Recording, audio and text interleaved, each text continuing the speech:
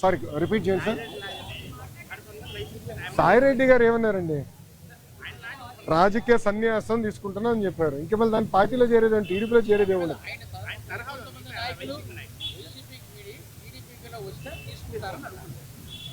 అది case by case will decide. ఎందుకంటే మా కార్యకర్తలను ఇబ్బంది పెట్టిన నేను ఎందుకు తీసుకుంటా?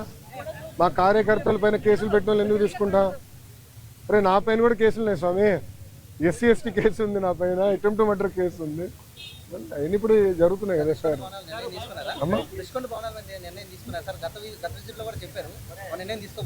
తీసుకోవాలమ్మా. ప్రజలకు ఓపెన్ చేయమంటారా? చూడాలేమో ప్రజలు కూడా. ఒక 3 నెలలు ఓపెన్ చేద్దాం.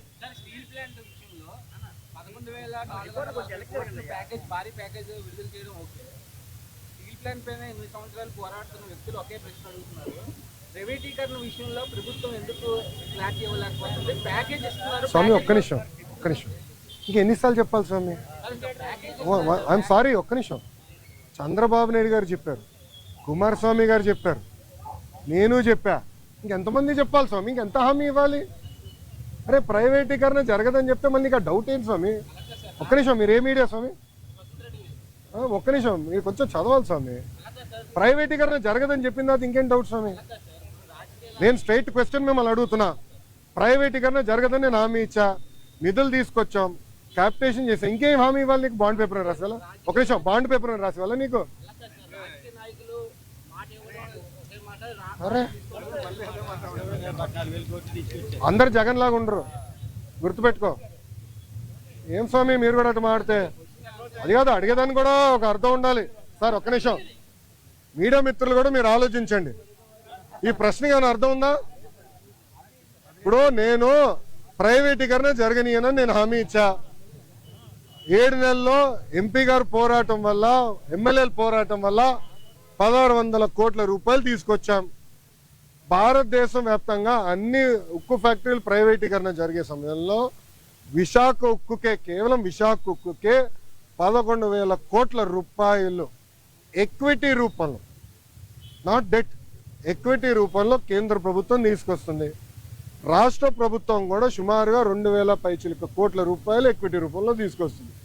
మళ్ళీ ప్రైవేటీకరణ అడుగుతాడు. ఈయన నాకే అర్థం అవుతుంది. నీకు ఎట్ట సమాధానం చెప్పాలి రప్ప? మీరే చెప్పండి, నాకు అర్థం. ఒక నిమిషం, నేను చాలా స్పష్టంగా దీని గురించి చెప్పదలుచుకున్నా. పిల్లలకి ఎలాంటి ఇబ్బంది లేదు ఈరోజు.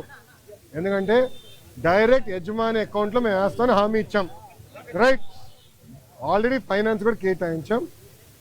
ఓన్లీ ఇష్యూ ఏంటంటే కేంద్రం నుంచి దళితులకి కేంద్రం నుంచి డబ్బులు వస్తామా, అది లింకింగ్ ప్రాసెస్లో అయిపోతుంది, త్వరలో రిలీజ్ అవుతుంది. సో డైరెక్ట్ అకౌంట్లో వేస్తాం. ఎవరు పిల్లల అకౌంట్, తల్లిదండ్రులకి ఎలాంటి ఇబ్బంది లేదు, వాళ్ళని పిల్లలు చదివించుకోవచ్చు, యజమాని అకౌంట్లో వేస్తాం.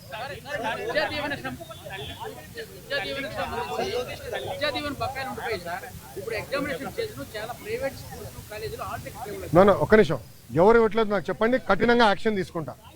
ఒక్క నిమిషం, నేను యాక్షన్ తీసుకుంటా. ఒక్క నిమిషం, నేను యాక్షన్ తీసుకుంటా. ఒక్క నిమిషం అమ్మా, నేను పూర్తి చేయనండి సార్. ఆగండి సార్. సార్ మీరు వినండి. మేము కలెక్టర్ గారికి క్లియర్గా చెప్పాము, ఆల్ మేనేజ్మెంట్స్తో మాట్లాడమని చెప్పాము. ఎవరినట చేస్తే కఠినంగా మేము యాక్షన్ తీసుకుంటాం, దాంట్లో ఎలాంటి సందేహం లేదు. పిల్లలు ఆగే ఎగ్జామ్ రాసుకోవచ్చు, డైరెక్ట్గా కాలేజ్ అకౌంట్లో డబ్బులు వేసే బాధ్యత మాది. ఓకేనా?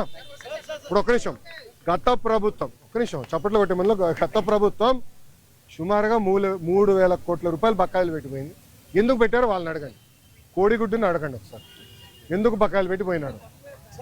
3,000 కోట్ల రూపాయలు మేము కట్టాల్సిన అవసరం, కడతాం, టైం పడుతుంది. ఇంకా ముందర ఇయర్ రెగ్యులరైజ్ చేయాలి, బకాయిలు కూడా ఫేజ్డ్ మేనర్గా మేము చెల్లిస్తాం. ఓకేనా?